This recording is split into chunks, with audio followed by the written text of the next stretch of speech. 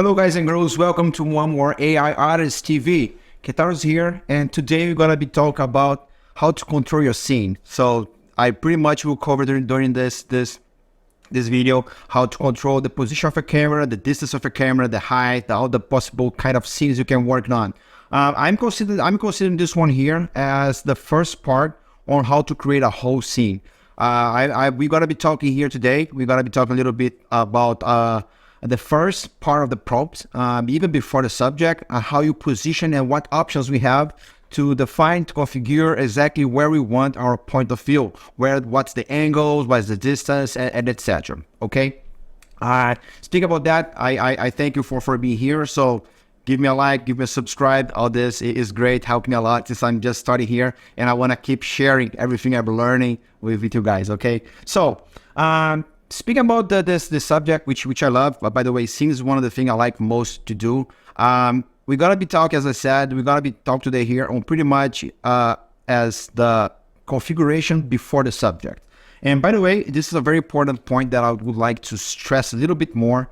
Everything we put before the subject in MidJourney has to be something non-material, has to be something that MidJourney will not add any element there, because otherwise, if we start using something inside the prompt that is before the subject, MidJourney can put as an element. And I was doing myself this mistake on the first video about the photos. For example, I was using the name camera before the subject, and we were getting some results that the people holding a camera. So try never use name of any object, anything that can be in the picture before your subject. Okay, so everything you're going to be working here before the subject's pretty much the ethereal things that don't exist, and that's why we can work there. As technology as well, we could be working here, but technology is better we work after the subject. But to configure the scene that MidJourney we're gonna be drawing, I have been very good results configuring everything before. So what we're gonna be configuring today here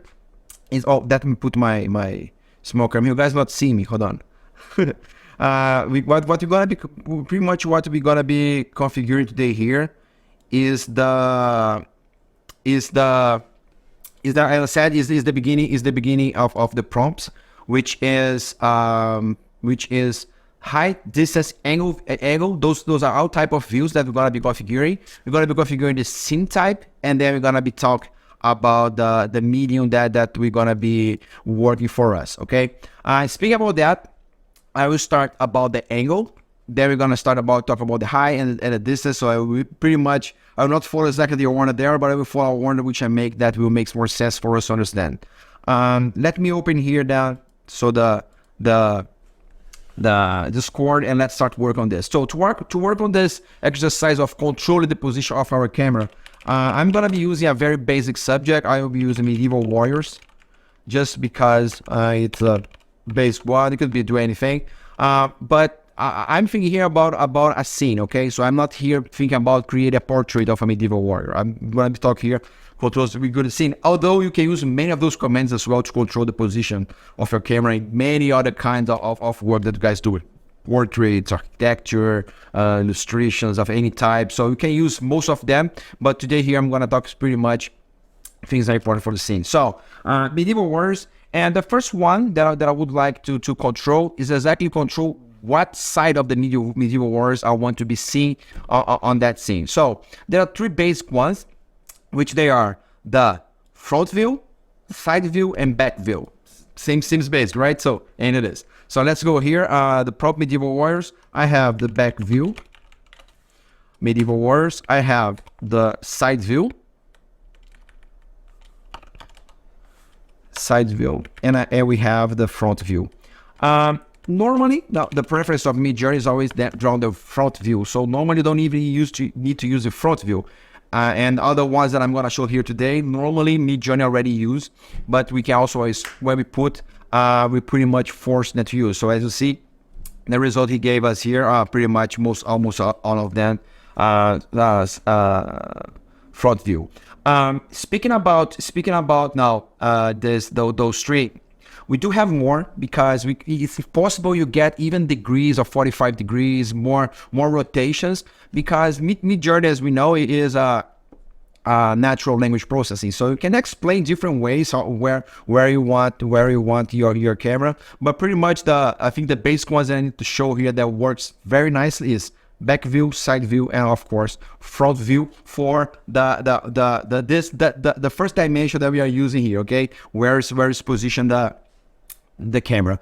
Okay, after that, what we have after choosing I'll say the x-axis, we can choose where is the height of our camera. So right now, speaking about the prompts, we just define the angle. Okay, now we're gonna define the height. So the height, pretty much, we have from ground level view, low angle view, to eye level view, which will be here, and to the high angle view. Okay, so let's play with those together here. So I will get here I use the medium orders again. I could use side view, front view, but I'm gonna just use this one here, the front view, right? I imagine I will not put so now I'm gonna put here ground level view. And by the way, let's put aspect ratio 3:2 so we have a better space to see. So ground level view, right? I have now the low angle view, ground level view, low angle view. I have here the eye level view.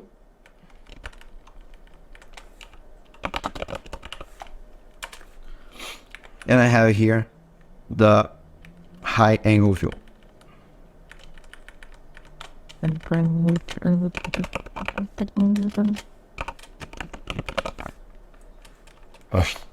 So how those here, what's the principle of them? First, I would like to say this. When we work about the views in camera, MidJourney, because of the cows, because of the stylized, they always change a little bit, but normally you're gonna get 2 or 3 of the results being kind of where we want them. So let me explain now, guys, the results we are getting here. So okay, ground level view, we will have a tendency of like this one here. We're gonna have a tendency of we be very closer to the ground. Ground level view is, you probably have to do 2 or 3 reloads to get a real ground one, but it will have a tendency to put the camera lower or in a ground distance for the target, for the warriors that we are trying to depict. Normally gonna be very close to the ground, not necessarily sometimes to the ground, but sometimes I get results even in the ground depending on the scene, depending on the subject. Ground level view. The next one that we have here is the low angle. Low angle normally gonna be lower than the shoulder. Okay, so as you see here, the head's gonna be higher, and we're normally gonna be lower than the shoulder. It's low angle. It's lower than the shoulder. It's not lower as the ground level, but it's lower than the shoulder. That's the low angle. Then of course we have here the eye level, so we pretty much gonna be seeing them on the same level as we are, and there's a tendency that we get closer to the targets already. On eye level. And let's go here now to the high angle. High angle normally you're gonna be see from above. Normally they go even almost like sky view, but they really pretty much have a tendency to put them in higher angle. Sometimes doesn't go that high. It went very high here, high angle view, but sometimes go a little bit above the shoulder, above the head. Some reloads as well. You're gonna see that you're gonna be in this area above the shoulders. Okay. After that, we now know how to have the back side and front here. We know now here that we go from ground level to high angle, the ground level view to high angle view. Now speaking about the distance that we're going to be for our target. Same goes as well. Basically what we're going to be using here is 5 different ones. We're going to have the extreme long shot, we have the long shot, we have the medium shot, we have the close-up shot, the extreme close-up shot. So pretty much I'm coming from distance to close. Same thing as well. Oh, by the way, let's start using them together this time. Let's put here imagine. I will put here let's get the ground level. Now let's get let's get low angle view below the shoulders. Let's get the low angle view. Look what I'm gonna do here now. I'm gonna put it here, low angle view. I'm gonna put here now, and I want just show the prompt here because now we're going to the next level of the prompt. Okay, now we're gonna talk about the distance. Okay, so I'm gonna put here now configure here. I'm gonna put here the first one, extreme, long shot, low angle view, okay, side view, low angle view, side view of medieval warriors. I think that will work. Side view is tricky. Side view sometimes they don't have much on the models. I will put as well just for the sake of maybe I could put maybe also low angle side view without repeating two views. Pretty much clean up if your prompt, understand what's better. But now probably gonna be a distance lower and distant for our target, but I'm using here, and they probably gonna be in the side to us. There we go. I think the number 3 here shows pretty much what is this extreme long shot, low angle side view. So we have here the long shot. Let's continue long shot. Then we have the medium shot. As I said as well, medium shot is pretty random. It's pretty much what MidJourney is using as base. Medium shot. We have the close-up shot. Let's do all of them here. Close-up shot, and we have here the extreme close-up shot. Understand that what I'm using here are only terms that I mostly work with scenes. There's another scenes of for example, portraits, where you can refer the height of the camera or the distance of the camera by the parts of the body. And that's one of the things that we cannot do in scene is trying to tell the camera distance of the camera angle, use the part of the body. Because for example, portrait, you can use, for example, waist up angle, waist up shot, you can use this kind of thing. Here, I cannot use because I'm trying to a scene. If I say to in a scene that I want a camera, for example, waist up shot or something like that, you're probably gonna cue the scene, you're gonna put the camera in my targets, okay? So let's see here what the results we have. So we got here already the, let's see here. Okay, extreme long shot is pretty much shows perfectly here. It will have a tendency to give us some results with camera very distance and lower. Variations here happen as well. Like this, we cannot avoid types of variations. Extreme long shot, depending on the model, is very hard to give. We also have to give 2-3 loads to get extreme long shot. Extreme long shot, low angle is not easy to do sometimes. Then we have here now the long shot. Sorry. Then we have here the long. This is a long shot, right? Yeah, long shot. So it's way more interesting. We have at least here 2 of them in long shot. So below the shoulder, very high side view. I'm using side view here all the time.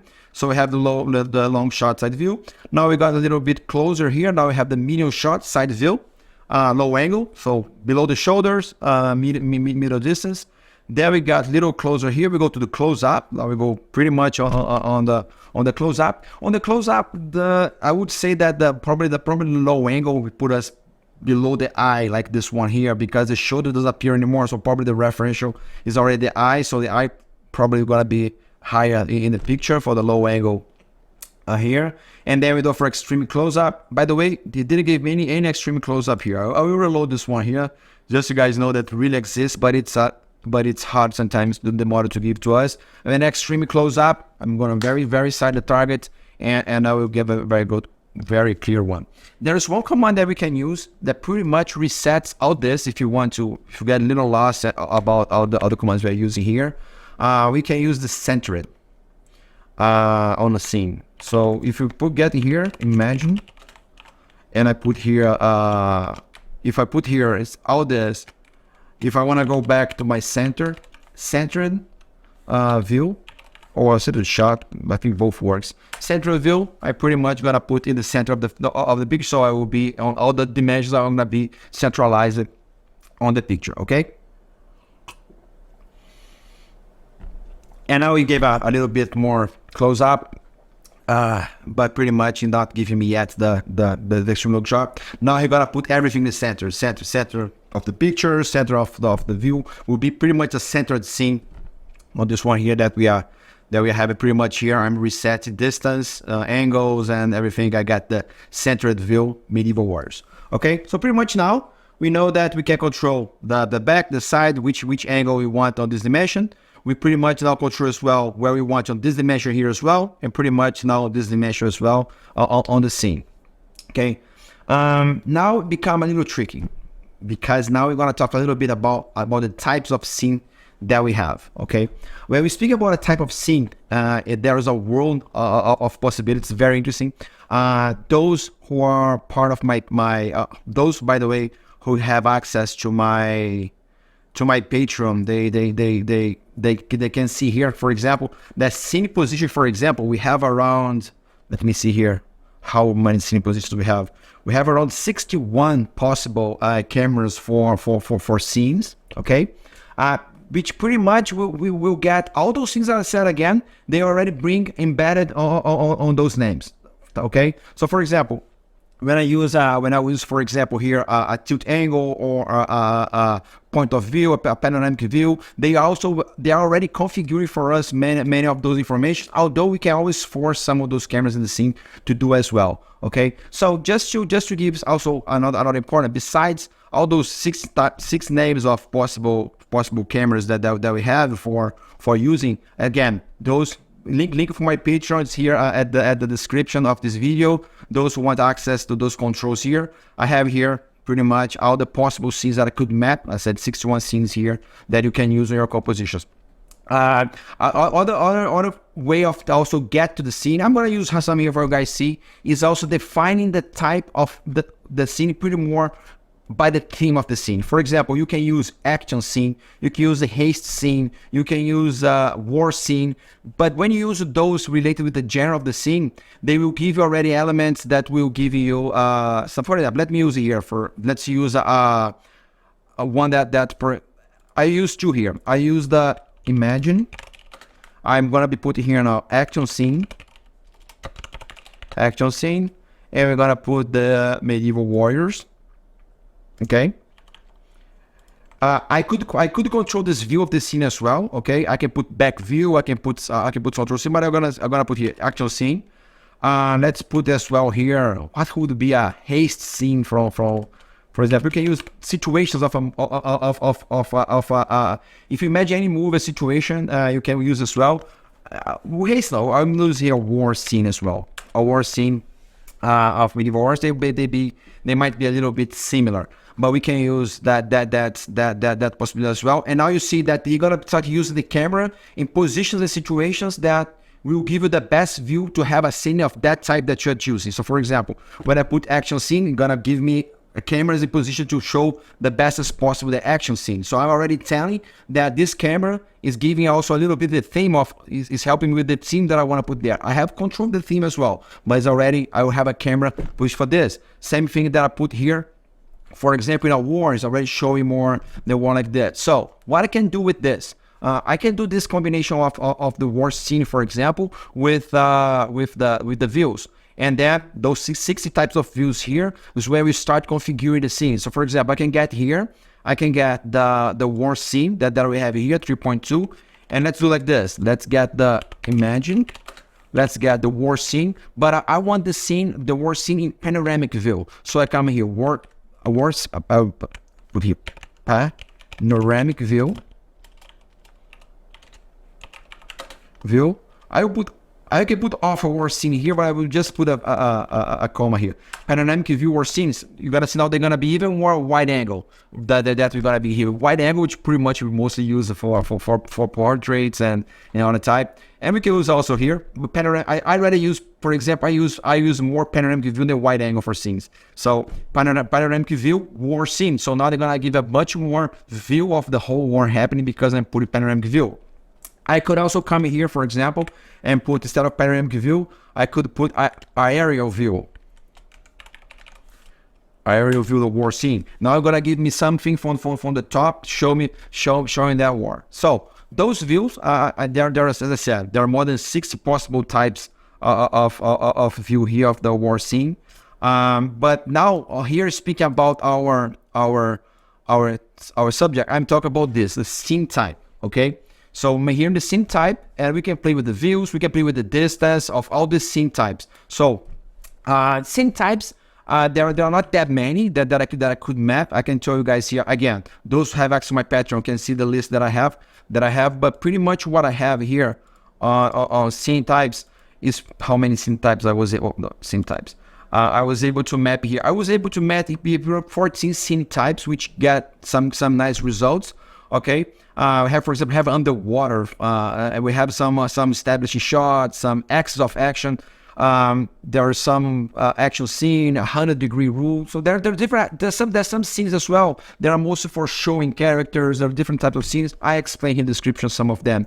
But I like a lot to use the action. I like a lot dashcam footage. It's very good as well because it's pretty much put you inside the scene. So there are different types of scene, and you can play with the position of the camera that we learned in the first part. So going back here, let's see the results we have here. So now we have here the aerial view of the war scene. So we have a war happening, and now here we are in the aerial view. So there's a lot. Those views, as I said, there are more than 60 views. We can play, and you can get out. You can define the scene you want, and you can play with a lot of types of view, or control yourself the angle of the camera, because this you see the same result here that I put aerial view. Aerial view pretty much the extreme long shot with the high angle camera. So I could also control that way, or I can put just aerial view and get there. So let's go back here and see what else we can talk about this. So I understand that's the kind of scenes that we are seeing here,